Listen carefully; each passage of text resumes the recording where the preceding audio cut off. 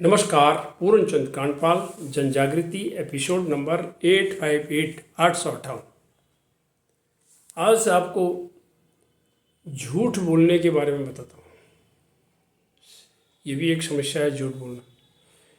झूठ बोलना कबीरदास तो बहुत कुछ कह गए। वो कह गए कि सांच बराबर तप नहीं, झूठ बराबर पाप, और जाके हृदय सांच है ताके हृदय आप।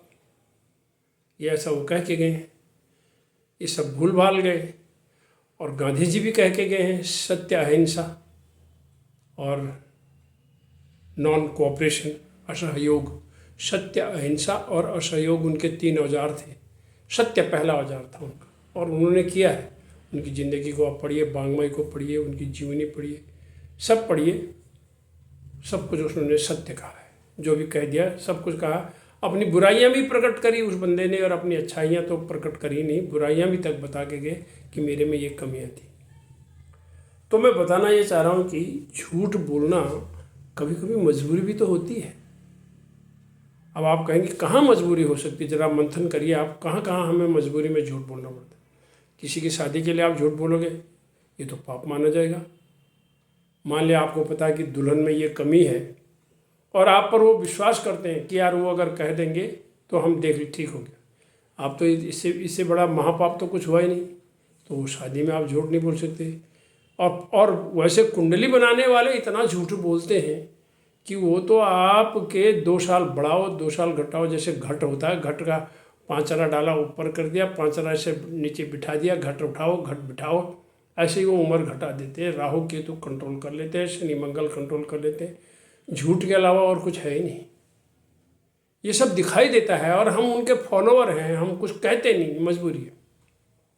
तो मैं आज आपको वो झूठ की बात कर रहा हूँ। ऑफिस में से जब आपका कोई निकम्मा, निठल्ला, कामचोर व्यक्ति अगर ट्रांसफ़र होके जाता है तो उस दिन पार्टी होती है। पार्टी होती है। अब पार्टी में क्या चीज़ें हैं, तो खाना, लंच होता है, या कहीं कहीं लंच नहीं होता है तो चाय पानी तो होती है। तो उसमें बैठे, उसके बाद अब फलाना आदमी 2 शब्द बोलने के लिए आगे बुलाए जाते हैं। अब मान लिया आपका 10-20 आदमी का स्टाफ है तो बोलना ही पड़ेगा।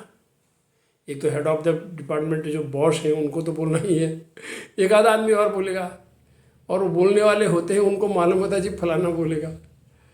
लेकिन बोलना की मजबूरी सबसे बड़ी ये है कि मैंने जैसे पहले कहा, एक ऐसा आदमी आज ट्रांसफ़र होके आपके कार्यालय से जा रहा है जिसको कोई नहीं चाहता। सब दुखी हैं उससे। उसके हरकतों से और उसके व्यवहार से, उसकी कार्य करने की शैली से, किसी भी चीज़ में वो मतलब सहयोगी नहीं है। लेकिन जब वो जाने लगेगा तो क्या होता है, अब आप कह सकते हैं और आपको बुला दिया, जो आप मेरी बात सुन रहे हैं, आपसे कह दिया जी ये फलाने जा रहे हैं, हम 2 शब्द बोलिए, तो आप बोलने ही पड़ेंगे। जो भी आप बोलेंगे, 2 ही शब्द भी अगर आप बोलेंगे, ऐसे आदमी के लिए आपको बिल्कुल झूठ ही बोलना पड़ेगा। तो आपका क्या कहेंगे, आप फलाने फलाने महोदय हमारे बीच से जा रहे हैं। आपको पहले शक्ल भी ऐसी बनानी पड़ेगी, हंसते हुए तो आप बोलेंगे नहीं कि आप हमारे बीच से जा रहे हैं, और आपकी कमी हमें बहुत खलेगी। पीछे से जो खंबे के पीछे बैठ के एक आदमी पीछे से कह रहा है एक कमीना जा रहा है, और इसको कह रहा है कि इसकी कमी खलेगी। अरे जितनी जल्दी जाए भगाओ इसको। वो धीरे से कह रहा है खंबे से, और खंबे के पास ही ये आदमी भाषण देने वाला भी सुन रहा है। ऐसे हालात में हंसी को रोकना मुश्किल होता है। तो आपको इस निकम्मे आदमी के जाने के बावजूद भी ऐसे मौक़ों पर हमें झूठ ही बोलना पड़ता है।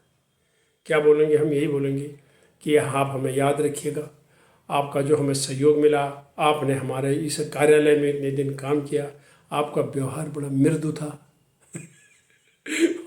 और आपने जो भी काम आपको दिया गया आपने उसको किया।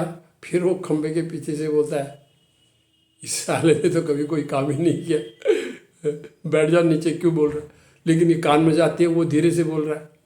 तो कहने का अर्थ ये होता है इतनी झूठ बोलना बहुत मजबूरी होती है। शायद ये एक ऐसा समय है, एक बड़ा विकट समय होता है कि जब हम ये कहते हैं, इसका कोई विकल्प भी नहीं है कि बिना झूठ बोले कैसे कह देंगे आप तो यार यहाँ से जा, तेरे से तो जितना यहाँ से निकल ले उतना अच्छा है, कैसे कहेंगे।